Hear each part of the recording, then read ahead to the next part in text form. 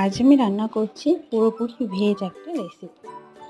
তো আমি সবার ফার্স্টে কড়াইতে তেল দিয়ে দেবো, তার মধ্যে লঙ্কা দিয়ে দেবো, যে যেমন ঝাল খেতে চাও সেরকম দিয়ে দেবে লঙ্কা। তার মধ্যে জিরে ফোড়ন আর একটু আদা বাটা দিয়ে নাড়াচাড়া করে নেব। তারপর কোয়াশা আলুটাকে ছোটো ছোটো করে কেটে সেটার মধ্যে দিয়ে দিলাম। দেওয়ার পর নুন, হলুদ, জিরে গুঁড়ো দিয়ে সেটাকে একটু ভাজা ভাজা করব। ভাজা ভাজা হয়ে গেলে আমি গোবিন্দভোগ চাল 5-10 মিনিট ভিজিয়ে রেখেছিলাম, সেই চালটা এটাতে দিয়ে দেবো। দেওয়ার পর সেটাকে ভেজে আমি তার মধ্যে পরিমাণ মতো জল দিয়ে দিয়েছি। জল দেওয়ার পর আমি তারপর ঢেকে দিলাম, ঢেকে দিয়ে রাখবো 5 মিনিটের মতন।